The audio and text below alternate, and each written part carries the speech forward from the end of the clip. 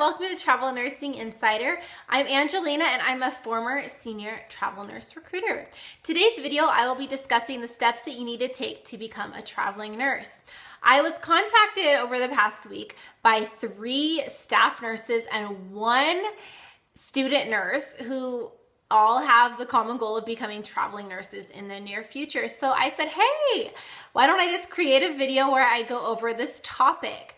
Now, when it comes to traveling nursing, you do need to be experienced. So I like to say that experience plus education equals travel nursing. So education plus experience equals travel nursing. So a traveling nurse is a professional nurse who has the right amount of experience to really hit the ground sprinting in most cases. So as far as education goes, you'll need to have either an associate's degree in nursing or a bachelor's degree in nursing. An associate's degree is 2 years of education and a bachelor's degree is 4 years. You can't have either degree to be a traveling nurse. However, some facilities are requiring you to have a bachelor's degree in order for you to do a travel contract at their facility. Now, once you have your registered nurse credential, then you can go get a staff job in an acute care facility. So you'll need to be working at the bedside in a hospital on your unit for a minimum amount of years. So for a non-specialty nurse working on a med-surg unit, for example, you'll need at least 1 year experience. That is the bare minimum. And for a specialty unit, you'll need at least 2 years experience as the bare minimum. Now, these are the basic bare minimum requirements. However, I would definitely suggest more years of experience, especially for a non-specialty. You are expected, when you do a travel contract, to hit the ground running. You're expected to know your stuff and be very experienced and confident in what you're doing. So become a traveling nurse when you feel totally ready and totally confident to go to a new hospital every 13 weeks, to learn new EMRs, to delve into different company cultures, to work with different demographics. A traveling nurse is a very versatile, experienced, professional person. Now, once you feel that you've met the qualifications and you feel confident in becoming a traveling nurse, then you should make sure that you meet the IRS requirements for you to be considered a traveling nurse. Now, I go over this in another video, but basically you need to be duplicating your expenses. So you'll need to have a tax home and you'll need to also have a residence in the place that you are working on your travel contract. So make sure to watch that video.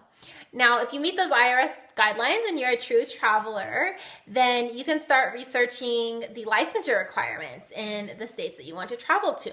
So if you are a person who lives in a compact licensure state, then you are already qualified and eligible to work in 24 different states. If you're not living in a compact license, you will need to receive an individual license in every state that you want to travel to.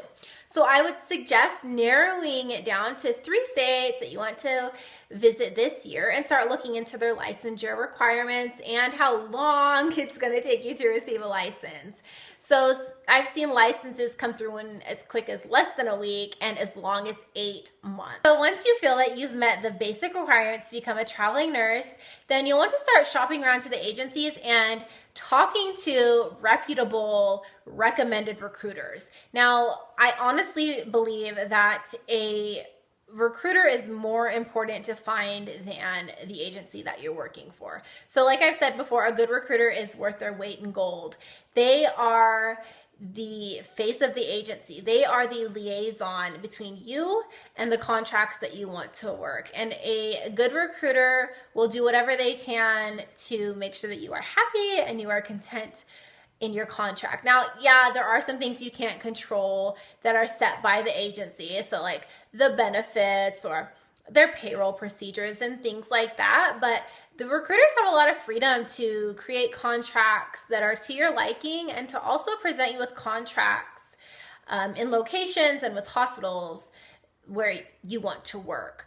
So it's important to get good referrals and recommendations by fellow traveling nurses who've worked with these recruiters and who recommend them to you. So feel free to reach out to me as well. I know some great recruiters who have been referred to me by traveling nurses. But yeah, once you start shopping around to these agencies, get to know some names, reach out to traveling nurses, and get some recruiters who you should talk to. And you can really find out within those first few conversations if this is a person that you trust and that you feel will be there for you and will meet your needs. So decide on what qualities you're looking for in a recruiter. Do you want someone who's going to guide you and be more of a mentor and a friend? Or are you looking for someone who's more business-minded, who will get things done, kind of leave you alone, but will be there for you when you need them? So there's a lot of things to think about and a lot of different styles of recruiters out there. But I can say that I think experience does play a large role when it comes to having an exceptionally well recruiter, because this is such a hectic industry. You're always on edge. There's always a huge sense of urgency going on. So recruiters need to learn how to juggle those things. They need to be knowledgeable. So finding someone with at least a year of experience would be a good place to start. So for those of you who are looking to become traveling nurses, I hope that you understand the amount of education and experience that you now need to become a traveling nurse. If you need more help or have any more questions, you can reach out to me. I try to respond as quickly as I can at TravelNursingInsider@gmail.com. You can also let me know in the comments section. Let me know if you like this video, if you have any other topic ideas as well. You can also connect on social media, Facebook, Instagram, and Twitter under Travel Nursing Insider. And to all of the nurses out there, I'm so very thankful for you. You are truly a unique person who can handle so many challenges and so much adversity with such strength, while being so kind and caring and understanding to all of the different circumstances that are out there. So thank you so much for all that you do.